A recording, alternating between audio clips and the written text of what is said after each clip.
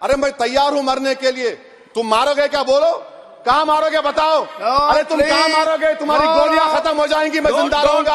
आप check Republic में निखिल गुप्ता बैठा है, लेके आओ ना उसको। कुलभूषण यादव पाकिस्तान में बैठा है, लेके आओ ना। हम सब जेल में गए, मैं कई मर्तबा जेल में गया हूं। ससुराल में इतना नहीं गया जितना जेल को जाने का मुझे मौका मिला। अरे आप अपना ही हाथ काट रहे हैं अपने आप। याद रखिए, आज आप मुस्कुरा रहे हैं, कल यहां पर बैठेंगे कोई और कर देगा काम आपके ऊपर। रेप क्या? रेप सिर्फ महिलाओं का होता है, मर्दों का रेप नहीं होता क्या? आप हंस रहे हैं, होता है। आपकी हंसी इस बात का इकरार है कि आप जानते हैं किसका हुआ है। कार्ल मार्क्स ने कहा था, sir, history repeats itself first as a tragedy, second as a farce. याद रखिए, जिंदगियां बर्बाद करने का काम आप कर रहे हैं और सबसे बड़ा इसका नुकसान होगा। ये राज्यसभा के माननीय सदस्य का नाम निकाल दीजिएगा। चेयरमैन सर, आपका बेहद शुक्रिया कि आपने इन 3 फौजदारी नए कवानीन पर बोलने का मुझे मौका दिया है। सर, मैं शुरुआत में इस शेर से आगाज करता हूं अपनी बात का कि हमको शाहों की अदालत से तवक्को तो नहीं, आप कहते हैं तो जंजीर हिला देते हैं। सर, ये 3 फौजदारी के कवानीन खुद मुजरिमाना है। ये जुर्म की रोकथाम से ज्यादा हुकूमतों के जराइम को कानूनी शक्ल देने के लिए बनाए जा रहे हैं। अब तरफे तमाशा यह है सर कि पिछले सेशन में मोदी हुकूमत ने जन विश्वास बिल 2023 को, जिसमें 183 प्रोविजंस और 43 कवानीन थे इम्प्रिजनमेंट के, उसको निकालकर फाइन में तब्दील कर दिया। उसमें ड्रग्स एंड कॉस्मेटिक्स एक्ट को भी तरमीम की गई और सजा के बजाय सबस्टैंडर्ड ड्रग्स के लिए आपने फाइन ला लिया। तो मैं ये बोलना चाहूंगा सर कि सबस्टैंडर्ड ड्रग्स के मैन्युफैक्चर के लिए आपने जेल के बजाय फाइन उसमें तब्दील कर दिया तरमीम करके। तो ये जरूरी है बोलना इस ऐवान में कि जन विश्वास के नाम पर आपने इस सबस्टैंडर्ड ड्रग्स से आवाम को खतरे में डाल दिया। अब आप डीक्रिमिनलाइजेशन की बात करते हैं, जहां पर कंपनीज को सजा देना था वहां पर आपने नहीं किया, फाइन में तब्दील कर दिया। और जो कवानीन नॉन वायलेंट क्राइम्स हैं, सेडेशन, डेफेमेशन, उसको आपने इस नए क्रिमिनल लॉ में ला लिया। तो सर, ये बात साफ हो गई कि जन के लिए अविश्वास, धंधे के लिए विश्वास, ये इस हुकूमत का नया मंत्रा है। और लाइटर वेन में अगर मैं कहूं तो जॉन अलिया ने कहा था कि जुर्म में हम कमी करें भी तो क्यों, तुम सजा भी तो कम नहीं करते। सर, आज सच्चाई इस देश में यह है कि सूट पहनने वाला क्राइम से जुर्म से बच जाता है, जेल से बच जाता है। एक खाकी पहनने वाला किसी को करीब से गोली मार सकता है, हथकड़ी पहने हुए मुजरिम को, उसको कुछ नहीं, जवाबदेही नहीं है।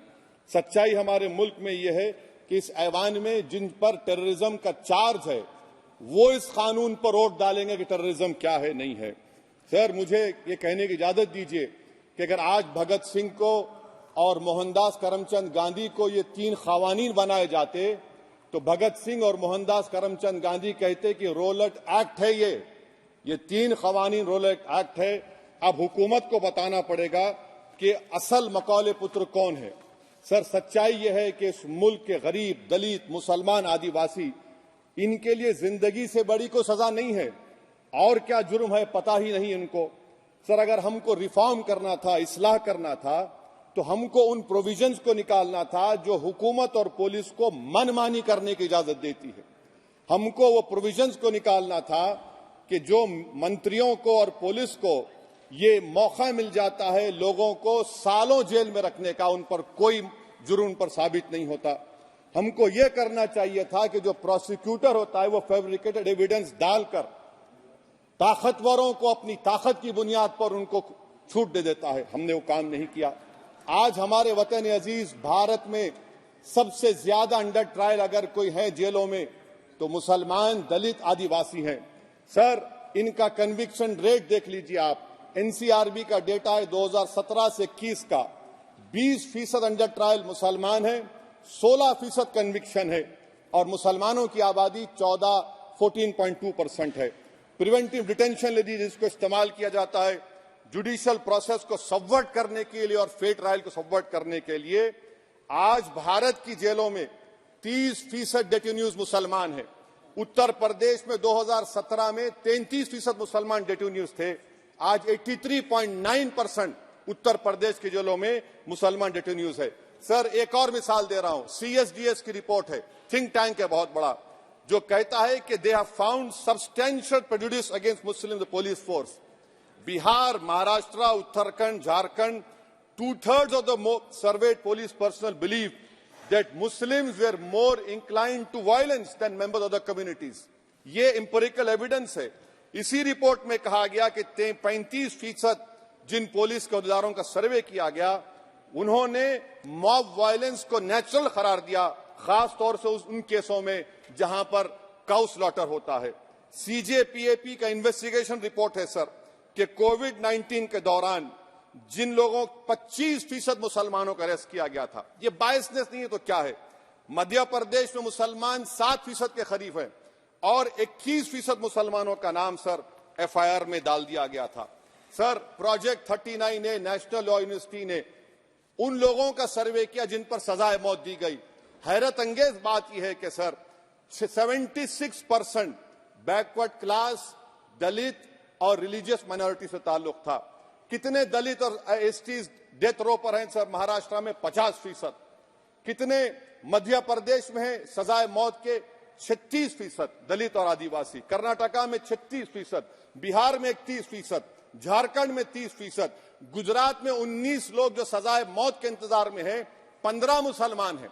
केरल में 60% जो सजाए मौत के मुलजिम है रिलीजियस माइनॉरिटीज है। सर, आखिर इस देश में कब तक ये चलता रहेगा कि अनस्पोकन रिजर्वेशन उन लोगों के लिए, उनके पास पूरा पॉलिटिकल पावर है, और एक अनस्पोकन रिजर्वेशन है दलित, मुसलमान, आदिवासियों के, इनको जेल में रहना पड़ता है। कि आखिर ये कैसे मुमकिन है सर कि आलाजात के जो अक्सरियती तबके के लोग हैं, उनके पास सियासी ताकत है, माशी ताकत है, सोशल ताकत है, और मुसलमान और दलित आदिवासी जेलों में पड़े रहते हैं। अरे अगर आप 3 कानून लाकर इस्लाह कर रहे हैं तो कौन सा इस्लाह है? आप तो ताकतवरों का रिफॉर्म कर रहे हैं, गरीबों को इससे क्या फायदा हो रहा है? तो जैसा अंग्रेजी में कहा गया था कि the cure is dangerous than the disease. Sir अब आप आ जाइए BNSS पर, क्लॉज 187, डिटेंशन का पीरियड देख लीजिए सर 187(3) में, यानी 15 दिन से ज्यादा आपको मुश्किल है प्रेजेंटली। अब आपने प्रोविजन दे दिया कि 90 दिन तक आप कभी भी 5 दिन का, 6 दिन का, 10 दिन का, यानी 90 दिन तक किसी को बेल नहीं मिलेगी। और हैरत अंगेज बात यह है कि UAPA के कानून में जिसको जेल में डाला जाता है UAPA में, 30 दिन के बाद एक सुपरिटेंडेंट ऑफ पुलिस को कोर्ट में एफिडेविट देना पड़ता है कि क्यों आप पुलिस कस्टडी ले रहे हैं जेल से। आपने वो भी निकाल दिया। यानी जिस किसी को भी आप इस कानून में अरेस्ट करेंगे, UAPA से ज्यादा मैं 90 दिन जेल में रहूंगा। और कौन रहेगा जेल में? मुसलमान रहेगा, दलित रहेगा, आदिवासी रहेगा, और बेल उसको नहीं मिलेगी। तो ये खुद सुन लीजिए, तो यानी कन्विक्शन नहीं होगा, ना बेल मिलेगी, क्योंकि पुलिस कस्टडी है। ये कानून में है सर, आप मुझे करेक्ट कर सकते हैं। अच्छा, DK बासु के गाइडलाइंस को आपने अडॉप्ट नहीं किया। क्लॉज 53(1) आप ये भी नहीं कह रहे कि भाई कौन उसको एग्जामिन करेगा, तो discretion of the medical practitioner. अरे आप ये पुलिस में जब जाते हैं तो पुलिस इतनी खातिर तवाज़ो करती है कि तलवों से लेकर जिस्म तक पूरे निशानात उसके जिस्म पर रहते, और आप कह रहे हैं कि मेडिकल प्रैक्टिशनर डिस्क्रेशन करेगा तो होगा। अब आप आ जाइए सर इसके ऊपर, आपको बता रहा हूं सर। अब आप देखिए क्लॉज 187 तो आपके सामने जिक्र कर दिया मैं सर। अब आप देखिए क्लॉज 472 मर्सी पिटीशन, आर्टिकल 79 और 161 का कॉन्स्टिट्यूशन का हिस्सा है, और ये आप कानून लाकर कहती हैं कि उसकी तरफ से मर्सी पिटीशन डालेगा तो कन्विक्ट, लीगल है, अदर रिलेटिव। सर, जो सजाए मौत काटेगा वो तो आधा पागल हो जाता है जेल में। आप थर्ड पार्टीज को मौका नहीं दे रहे। ये कौन सा इंसाफ है बताइए आपका? ये कौन सा इंसाफ है आपका? और फिर सर आप ये बताइए कि थर्ड पार्टीज को बाहर कर रहे हैं। अच्छा, कितना टाइम आप दे रहे हैं? कितना टाइम आप दे रहे हैं कि सुप्रीम कोर्ट के रिजेक्शन और SLP के बाद 30 दिन और गवर्नर के रिजेक्शन के बाद 60 दिन? ये कैसा इंसाफ होगा सर? सुप्रीम कोर्ट ने कहा कि multiple mercy petitions can be filed, आपने उसको भुला दिया। अच्छा सर, अब आप एक और बात देख लीजिए, क्लॉज 479 में ये कहती हैं कि अगर कोई डिटेंशन पीरियड अपना 1/2 ऑफ द क्राइम जो ऑफेंस का पूरा कर लिया तो उसको बेल मिलेगी। आप तो उसको और खतरनाक कर दिए हैं। आप ये कहते हैं, उसमें ये कहते हैं सर, यहां पर आपने कह दिया क्लॉज 187 में, सॉरी सर, ये डिटेंशन मल्टीपल क्लॉज 479 में अगर एक से बढ़ के ज्यादा ऑफेंस होगा या ऑफेंस होगा लाइफ इंप्रिजनमेंट का या पेंडिंग होगा तो उसको बेल नहीं मिलेगी। अरे हम तमाम तो, ऋषिकांत दुबे आप पर जब केस लगा, आपने कहा कि आपकी गाड़ी पर हमला हुआ, मैं जानता हूं, आप पर तो एक सेक्शन नहीं लगा, कई सेक्शन आप पर लगा दिए गए, तो फिर मुझे बेल नहीं मिलेगी। ये क्या कर रहे हैं आप, किस लिए कर रहे हैं आप अंदाजा भी लगा रहे, भाई आज आप वहां बैठे, कल आएंगे इंशाल्लाह, फिक्र मत करिए। पावर इटर्नल नहीं होता, ये तो कुदरत का निजाम है कि जो गंदगी करता है तो उनके लिए किसी और को मौका मिलता है, मगर आपको आना पड़ेगा एक दिन। आप ये गंदगी कर रहे हैं। अच्छा सर, ये बताइए कि हमने आप किसको कितना पर्सन्स वर पेंडिंग प्रोसीडिंग्स इन मोर देन वन ऑफेंस, और चार्जशीट में कई आते हैं। यानी जब हम पर केस बुक होता है सर तो फूल का गुलदस्ता आता है, हर सेक्शन होता है उसमें, तो मुझे बेल नहीं मिलेगी। तो ये एक बात है सर। फिर आप आ जाइए सर, मैं आपको बताना चाहूंगा सर, यहां पर आपको, सॉरी सर, ये इतना बड़ा बिल है।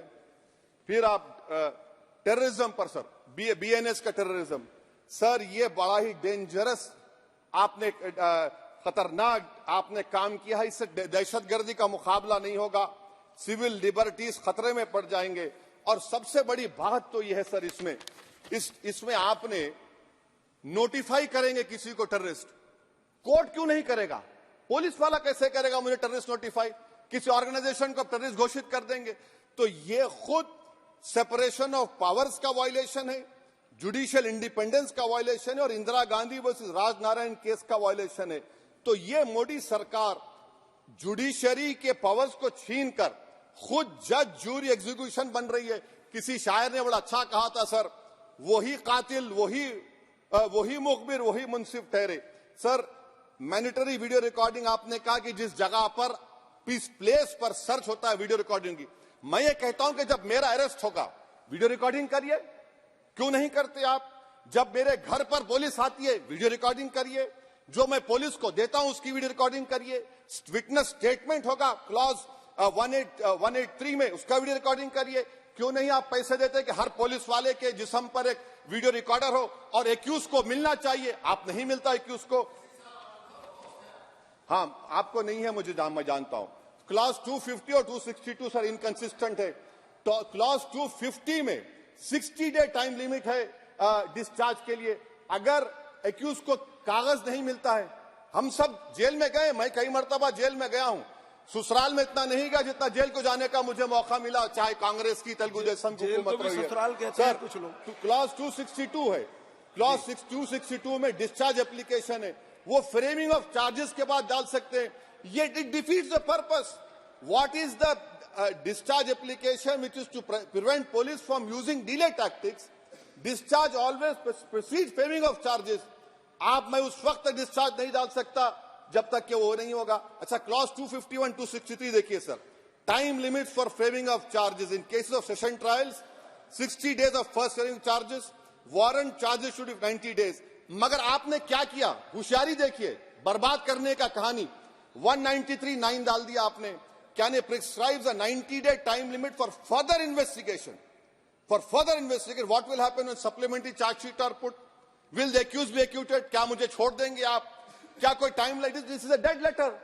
यानी आप तो पूरे का पूरा सिविल राइट्स, लिबर्टीज बोलिए सब छीन ले रहे। अच्छा सर, इसमें आपने लिंचिंग का एक कानून बनाया बीएनएस में, सेक्ट क्लॉज 103 में। अब आप इसमें देखिए सर, लिंचिंग कब हो सकता है?